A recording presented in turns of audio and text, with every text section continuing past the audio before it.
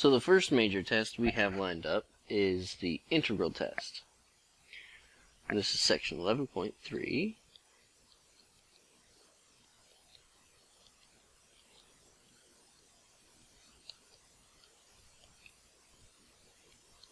Now, so far, the only thing we have for evaluating the convergence of a series is whether or not we can take the limit of the partial sums and get a number out of it, which we can do if it's a telescoping or geometric series, but otherwise it's probably a lot harder to get a general formula for the partial sum and therefore take a limit of it. So let's take, for example, the sum from n equals 1 to infinity of 1 over n natural log of n squared plus 4n. I don't think I'm going to have much hope at all of describing the partial sums of this series, much less even writing out what some of the terms are going to be. Because, I mean, I could probably do the first couple. I'd have a 1 over a 1 times 0 plus 4n, so that's plus 1 over 4, plus 2, I'll have 1 over 2 times the natural log of 2 squared plus 8. I don't even know what that is. And it just kind of gets worse, or at least it doesn't get better.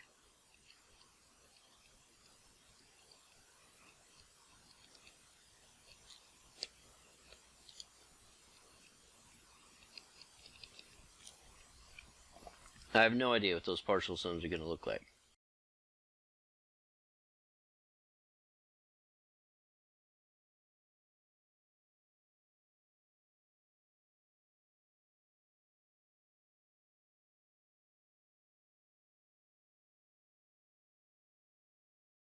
So for the integral test, we basically turn our series into an integral instead. So I'll suppose that f, or perhaps negative 1 times f, is a continuous, positive, and decreasing function from 1 to infinity, or more generally from m to infinity for some m. I just need this to be eventually true because I can take care of however many finitely many terms up to m and shove those off to the side and then just deal with the tail of the series. Because that's the part that's going to determine whether it's convergent or divergent, because every finite sum is going to be finite. And we'll define a sequence, a sub n, to be this function evaluated at the integers. Then what we get as a result is that the series, the sum from n equals 1 up to infinity of a sub n, converges if and only if the integral converges as well. So if the integral converges, then the series will converge. If the integral diverges, then the series will diverge. This won't tell me what it converges to, it'll just tell me whether or not it does converge, because the integral and the series are going to have different values. And the reason this works is essentially because of the difference between the left and the right Riemann sum. So let's draw this picture, because we know that our sequence terms have to be going to 0. 1, 2, 3, 4. So if I wanted the area under this curve with a Riemann sum, well, I would draw some boxes. So here is the right-hand rule.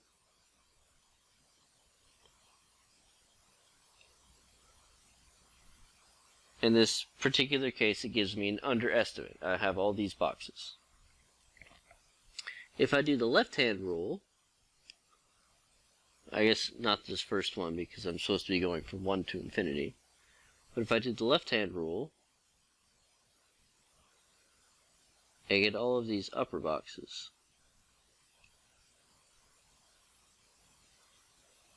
This blue box is the same as the previous red box. If you excuse the artwork, that is exactly what is true.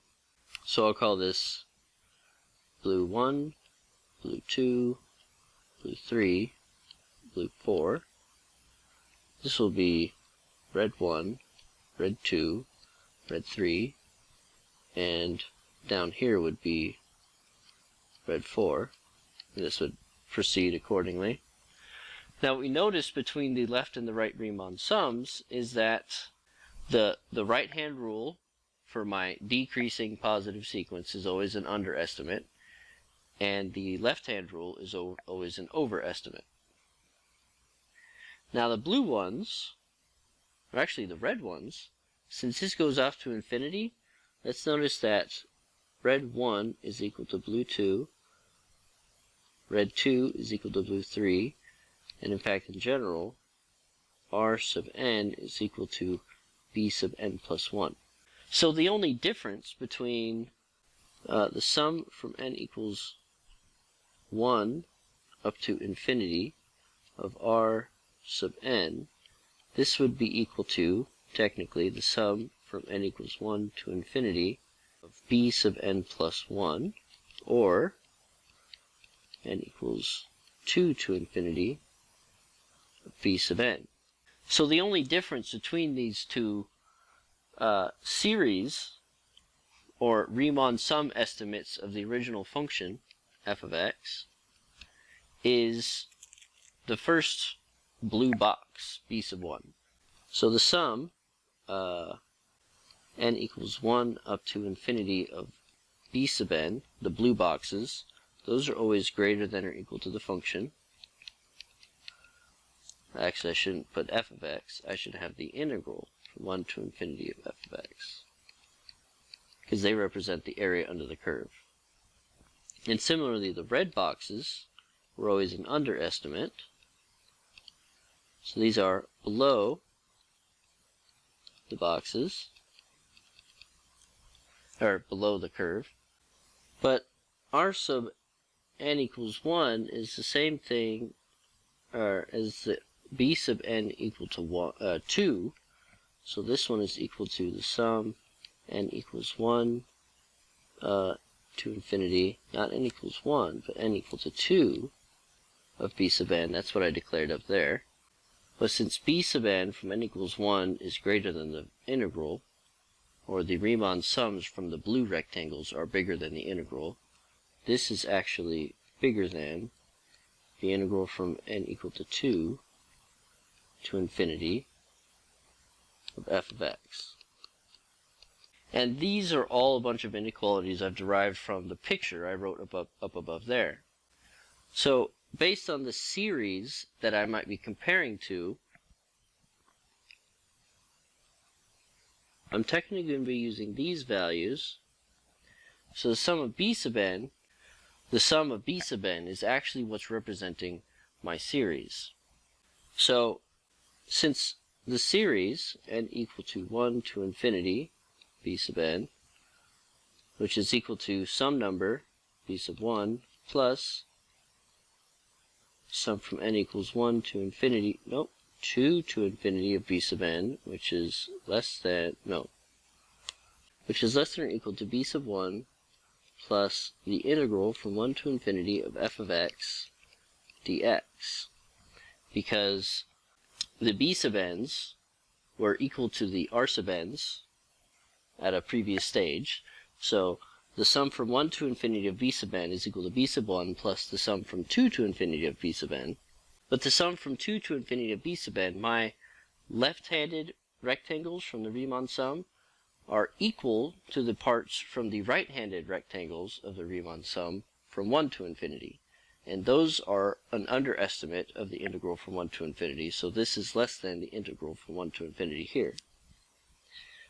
But since B sub n is just a number, B sub 1, is just a number, this means that if the sum from n equals 1 to infinity of B sub n were to diverge, actually, why don't we state this in terms of the integrals only, because that's what we're going to be checking. If the integral from 1 to infinity of f of x dx converges, that means the sum from n equals 1 to infinity B sub n is maybe only a constant less than that. And the sum from n equals 1 to infinity of b sub n must converge as well because it's smaller.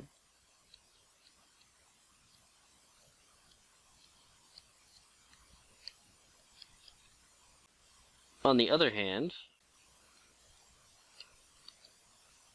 since the integral from 1 to infinity of f of x dx is smaller than the sum from n equals 1 to infinity of b sub n, where b sub n was just the overestimate from the left-hand rule for the Riemann sums, that means if the integral diverges, so must that sum, because it's bigger than something which diverges.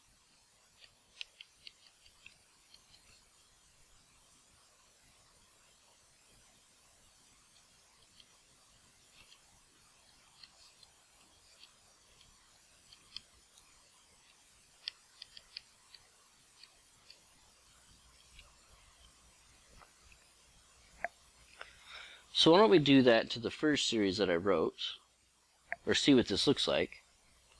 I'm going to come back to these awful looking inequalities in a bit. But I want to determine whether the sum from n equals 1 to infinity of 1 over n times the natural log of n squared plus 4n converges.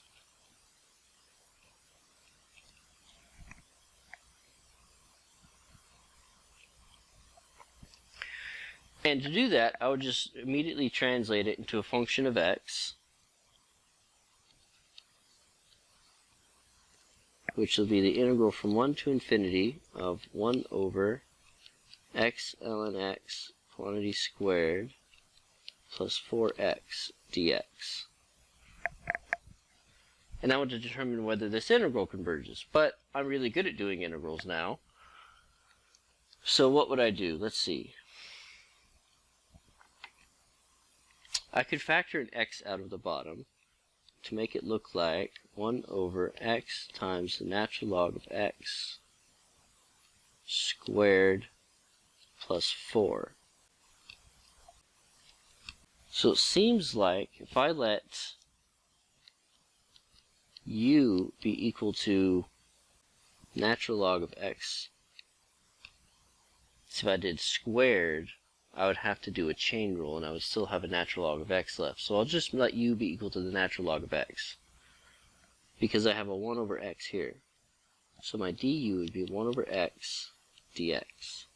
But for this u substitution, I'm going to have to change bounds. So let's fix this up with the limit first.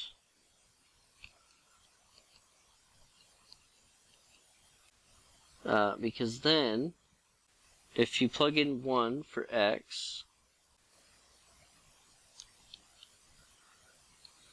you're going to get 0. And you're going to have natural log of t up here. But my integral, my 1 over x dx turns into a du, and my natural log of x turns into a u. So I have u squared plus 4 here. I could look at this as a sum of squares, or I could recognize it as an arctangent problem. I forgot my limit.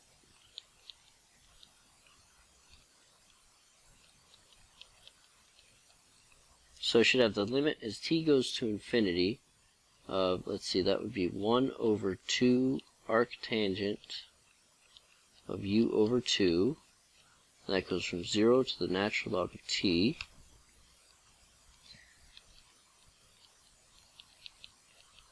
So this is 1/2 arctangent of the natural log of t over 2 as t goes to infinity. I know what that will do. Minus 1/2 arctangent of 0. But arctangent of 0 is just 0. But arctangent, as its interior goes to infinity, and the natural log of t does go to infinity as t goes to infinity, this becomes pi over 2. So this becomes 1/2 times pi over 2, which is pi over 4. So my integral came out to be a number. which means that the original series must converge. It must be something smaller, because I'm adding up a bunch of positive things, hence the assumptions of the integral test. I'm adding up a bunch of positive things, and it's smaller than something else which adds up to a positive number. So it must be between 0 and this positive number. But something important to note again is that the integral test does not give me what the sum converges to. I get a number from the integral, but that's what the integral adds up to be. It's not what the series adds up to be. Because if we go back to our picture here, the sum we're using to compare with the integral is technically the blue one, the one with blue rectangles, which is the left-handed Riemann sum there.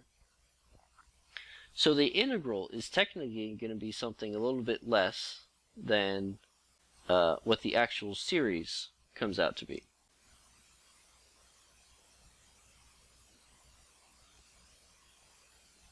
The full integral anyway.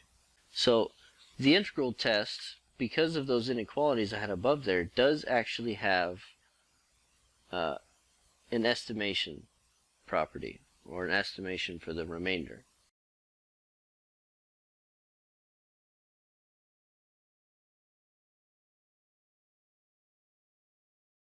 So based on an analysis with Riemann sum estimates for the integral, we can measure or put a bound on the error or remainder in using partial sums to estimate the infinite series.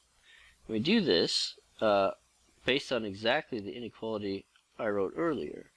So this is that the integral from m plus 1 to infinity f of x dx is less than or equal to r sub m, which is less than or equal to the integral from m to infinity of f of x dx. Now here, r sub m is the remainder of using an m partial sum.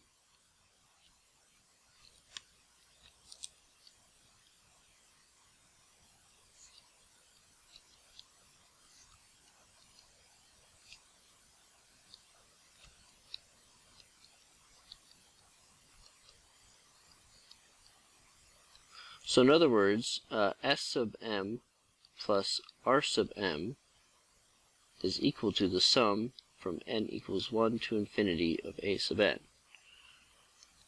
And here, of course, S sub m is equal to the sum from n equals 1 to m of a sub n. So not only does this give us a bound on the remainder, in fact, it's better than giving us a bound on the remainder. It tells us at least how bad it is, and it tells us at least how good it is. So I have a maximum value for my error and a minimum value for my error. But it'll also give us a shortcut to estimating the actual value of this series if I just add this partial sum everywhere. Because S sub m plus the integral from m plus 1 to infinity f of x dx is less than or equal to S sub m plus R sub m, put this together, is equal to the full sum, and that's less than or equal to S sub m plus the integral from m to infinity of f of x dx.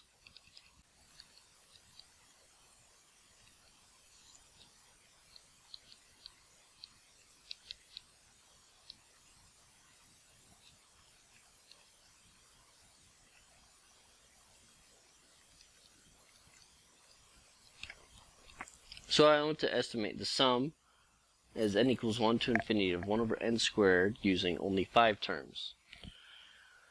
So first, what I technically should do is check to see whether or not this actually converges. But when I write it using the integral test, I get this integral of 1 over x squared dx, which is immediately a p-test from section 7.8. So the integral of 1 over x to the p. So if p is greater than 1, it converges, CVGS, and if p is less than or equal to 1, it diverges, DVGS. So I know it converges, but I want to estimate it using the first 5 terms. So that means I want to do 1 over 1 plus 1 over 2 squared plus 1 over 3 squared plus 1 over 4 squared plus 1 over 5 squared. And I'm going to get some kind of number out of that. So how far off is this estimate?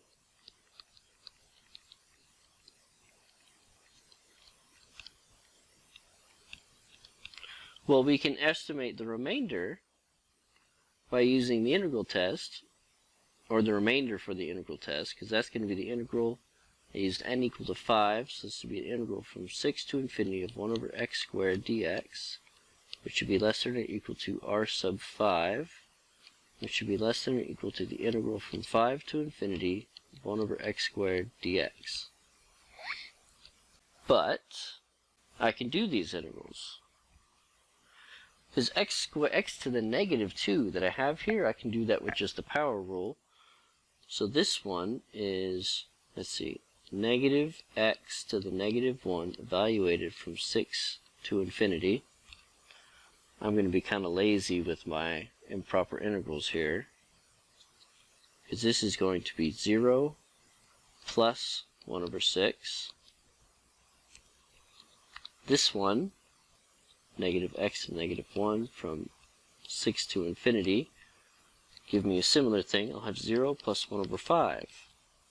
So the error in using the first 5 terms is at least 1/6, but at most 1/5. So if I'm not mistaken, this is 0.1666, repeating, less than or equal to r sub n, 5, which is less than or equal to 0.2. Obviously, I'd have a better estimate if I used a larger partial sum, but that would have taken a whole bunch of time to write out. So I made mention of it, the p-test, but I didn't separate it as a separate test.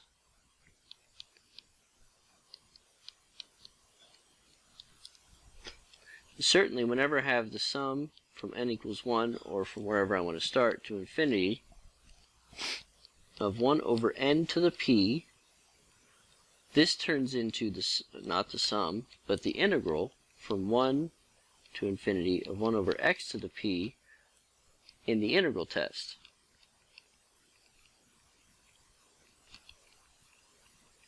But we know from section 7.8 exactly when those converge or diverge. And so these sums will converge or diverge at exactly the same time.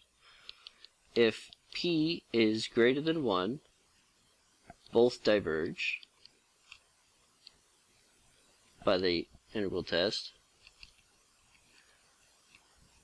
And we've proven this. If p is less than or equal to 1, oh, I flipped that around, didn't I? P greater than 1 is the good one. This is converge.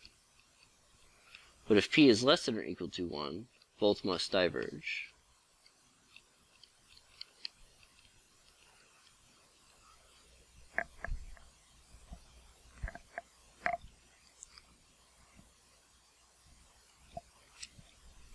For a really lame couple of examples, the sum of 1 over n, that diverges.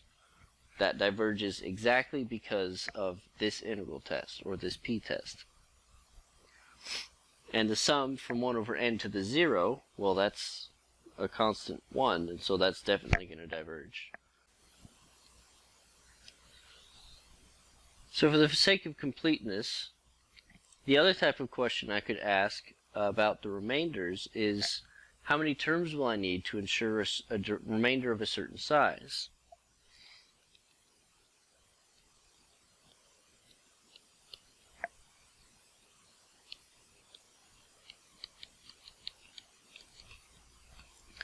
In other words, if I just take off a piece of that set of inequalities, Since the remainder in using a partial sum is less than or equal to the corresponding integral, I can solve for the amount of terms I need to get within a desired precision. So the example that I did, I added up 5 terms, or at least I pretended to, and I got some kind of an estimation for my entire partial sum. But what I got was a margin of error where I was at least a sixth but less than 0.2. So how many do I need to get within 1/100th, for example, of my sum? So how many terms in a partial sum will I need in order to estimate the sum from n equals 1 to infinity of 1 over n squared to within 1 over 100? Well, I need my r sub n to be less than or equal to 100. But since r sub n is smaller than this integral, I'll instead look for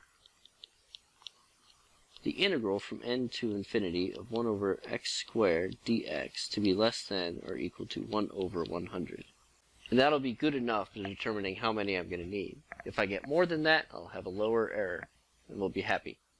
With this integral, that's negative x to the negative 1 from n to the infinity, which always works out to be 1 over n, which is supposed to be less than or equal to 1 over 100, so this is actually kind of a really easy problem. I'd just say n equal to 100 and call it good. So if I have at least 100 terms, I'm going to have a margin of error less than or equal to 1 over 100. And if you're feeling extra bored, you can try to try all of these with a calculator, and we'll have as a fact that the sum from n equals 1 to 100, not 100, from 1 to infinity of 1 over n squared, this is equal to pi squared divided by 6.